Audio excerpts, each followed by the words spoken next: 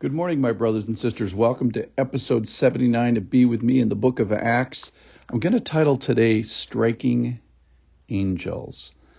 In the story today, there's going to be an angel who strikes Peter and wakes him up from asleep when he is in prison. But the story is going to imbue some power upon that angel to stop sound waves and to stop light waves and to change physical reality and break through from a spiritual world to a physical world, so much so that he can physically touch and awaken Peter. Now, that's pretty impressive, and this doesn't happen every day, but it does lead us back to who struck the angel. That is, who made the angel, who created the angel. Another word for striking, similar. So this power of another world coming into this world, which of course is what Jesus does, is very, very evident into this particular story. Now, go ahead and listen with me. This is from Acts chapter 12, verse 6. It's about the rescue of Peter from prison.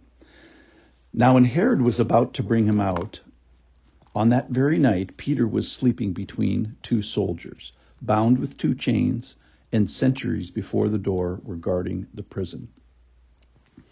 And behold, an angel of the Lord stood next to him.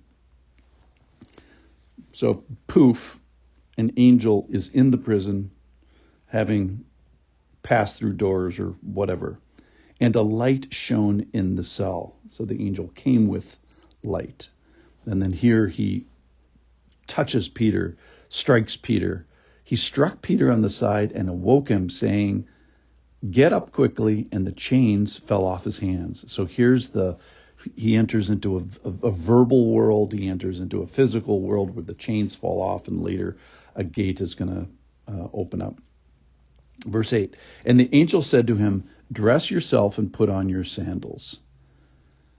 So either they deprived Peter of his cloak and made him cold at night, or it's a hot night and he's not wearing his cloak. He's not wearing shoes, though, at night. Love the details, as usual, in the Bible. And he did so. And he said to him, "Wrap your cloak around you and follow me." And he went out, the angel, and followed him. Or Peter went out and followed him, the angel. He did not know that what was being done by the angel was real, but thought he was seeing a vision. So even Peter's a little dazed by this, much less the four guards that are mentioned. And when they passed the first and the second guard, so there's probably a squad of four, which were two at his side, one at the door and one at the door to the outer prison, they came to the gate leading into the city. It opened for them of its own accord. So this angel has these amazing powers of consciousness and physical touch and crossing over into our world and being able to verbalize into our world. But it all obviously pales in comparison to our good Lord.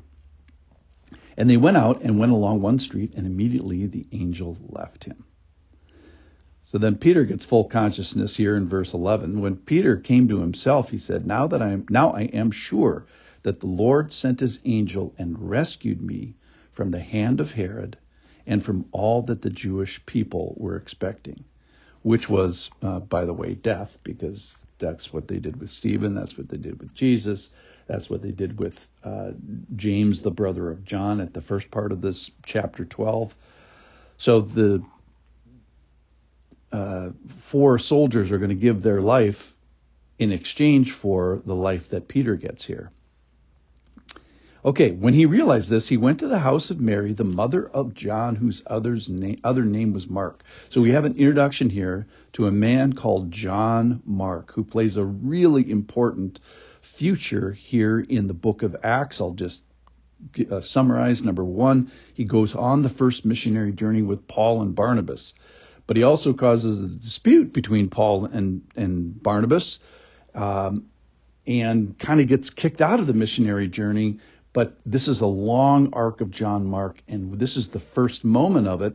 And we find that eventually he's restored to Paul. He's valuable to Paul. He's valuable to the church. So a real cool story about this particular guy. Okay, so they're in the house of Mary. They're gathered. They're praying. He knocks on the door. A servant girl named Rhoda answers. And she comes to answer. And this is the hilarious part. Bible's funny. Recognizing Peter's voice, in her joy, she did not open the gate, but ran in and reported that Peter was standing at the gate. So she can't see Peter, but she can hear him. And then the people inside they said to her, "You are out of your mind." But she kept insisting that it was so, and they kept saying, "It is his angel."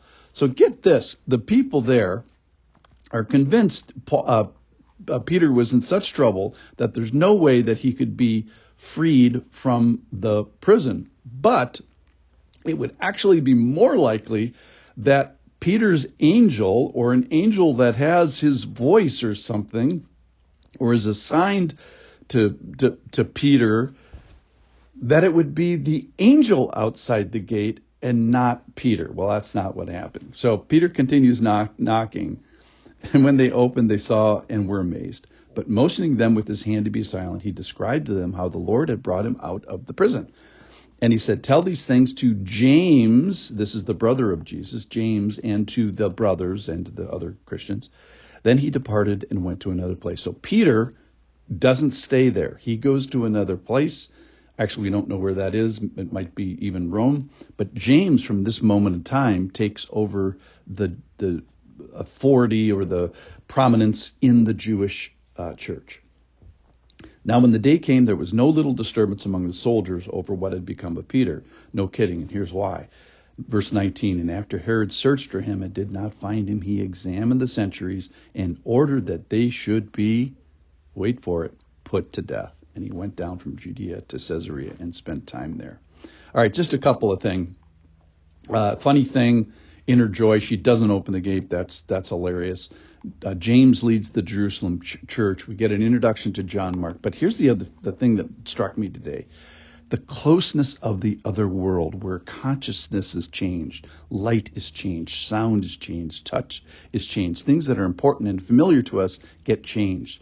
And the prayer and the focus is not the angel coming through and doing those things, but by the one who originally made the angel. So being struck by an angel, by the angel that was struck by the Lord, it's the bigness of God today. I hope you see it.